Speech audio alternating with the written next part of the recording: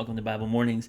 It is a little bit later this morning than normal, but I'm giving this a try. We'll see. I'm in Milwaukee this morning, so a little different internet, a little different house, a little different setting. So if this doesn't work technology-wise, that's on me trying to figure it out. So, yeah, let's not mess around too much. Let's jump right into our Bible reading this morning. Welcome to Bible Mornings. We're in the middle of Ephesians 5. We're going to start in verse 6, but first we're going to pray. We're going to pray the prayer we always pray in the morning. So it goes like this. Join me if you would. From the cowardice that dares not face new truth, from the laziness that is contented with half-truth, from the arrogance that thinks it knows all truth. Good Lord, deliver us. Okay. If you want to jump over to Ephesians 5, we're actually going to start in verse 6. Let no one deceive you with empty words, for because of these things the wrath of God comes on those who are disobedient. Therefore do not be associated with them, for once you were darkness, but now in the Lord you are light. Live as children of light, for the fruit of the light is found in all that is good and right and true. Try to find out what is pleasing to the Lord. Take no part in the unfruitful works of darkness, but instead expose them, for it is shameful even to mention what such people do secretly. But everything exposed by the light becomes visible, for everything that becomes visible is light. Therefore it says, Sleeper, awake, rise from the dead, and Christ will shine on you. All right, let's work through this a little bit. I wanted to quick call our attention back to the reading from the last time, and I wanted to make one more quick point. I made this the other day, but something goofy happened with the technology part of it. So the chapter starts with, be imitators of God as beloved children and live in love. I mentioned this, but I want to mention it again because I probably can't overstate it. But the imitating God as beloved children is really the important piece here, because sometimes in our conversation about righteousness or our conversation about these moral codes or whatever these are, our attempts, they become attempts for us to try to gain God's favor somehow, right? And this is exactly, I think Paul would say this is exactly the wrong way to go about this, right? That's a subtle lie that destroys our spiritual life, right? It misunderstands both who God is and who we are. But if you can get Paul's phrasing right, if you can get Paul's order right, be imitators of God as beloved children, right? That the imitating of God is not tied to God's loving you or not loving you, right? That God has already rescued you and drawn you into himself, and in doing that, he says, now you're my children. You're loved by me as those who have been loved and are called to love, now love, right? Like there's all kinds of passages that have this sort of in mind, I think. But if you think of we love because he first loved us, right? If you think of 1 John, we even know what love is because he first loved us, right? This is Paul's point, that your identity in Christ is as a loved child of God. That's who you are now. And if that's who you are now, then you live out that love, right? Like this isn't a live out this love so you can become loved by God. That's so far from Paul's picture here. Okay, so having said that, let's take a look at some of this stuff.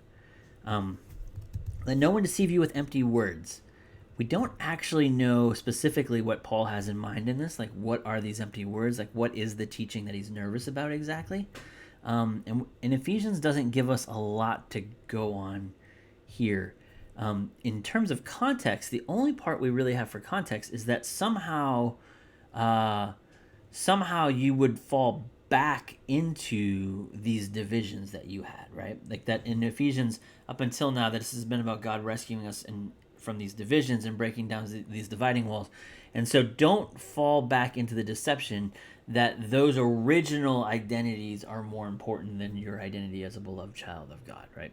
I think that's what's at stake there. Do not be associated with them, for once you were darkness, but now in the Lord you are light. Okay, so Paul has this very stark move, right? This is the same thing in Ephesians 2 that we saw in a couple other spots, where you once were this thing, right? You once were darkness, you once were dead in your trespasses, however you describe it, but now you are light, right? Now you've been made alive, and you've been created as this workmanship, right? That you live now as children of light, right? That your Father who is light has rescued you from darkness into light, and now you live as children of that light, in hopes of living lives that produce this kind of fruit, right? For the fruit of light is found in all that is good and right and true. Try to find out what is pleasing to the Lord. This is a very good sort of discernment practice, right? Like, what is it that brings God joy? And then do that. That's pretty straightforward, right? This is we talked about determining God's will for our lives a few videos ago when we were looking at part of Ephesians.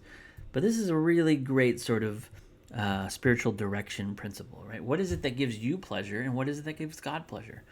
Do the things that give God pleasure, and see if they don't bring you joy as well, right? That's how this sort of ends up going. Take no part in the unfruitful works of darkness, right? Like, darkness is the opposite of light in this way. The light finds fruit in all that is good and true and right? But the darkness doesn't bear any fruit at all, right? This is unfruitful works of darkness.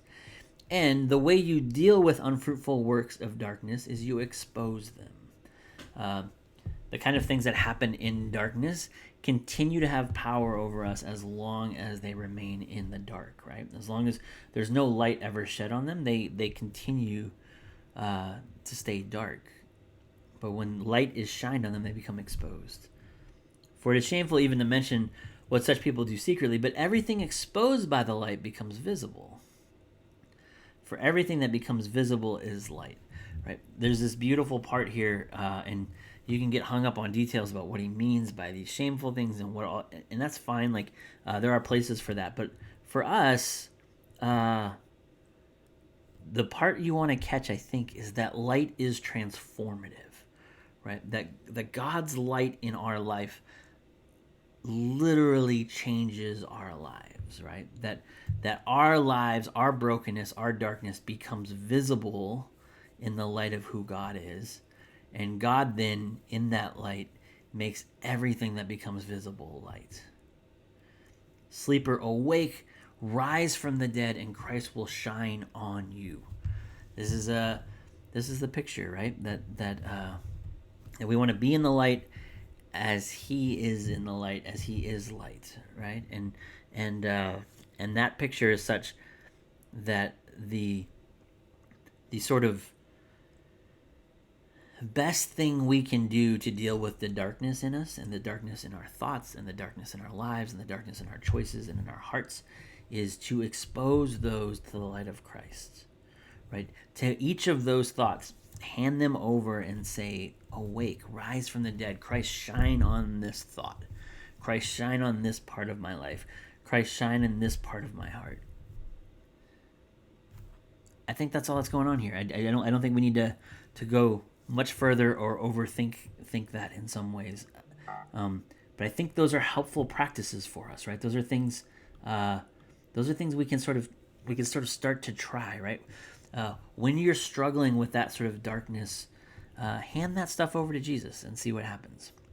All right, I'm super glad to be with you guys this morning, and I may or may not be with you tomorrow. We're going to kind of keep testing this out and see how it works today.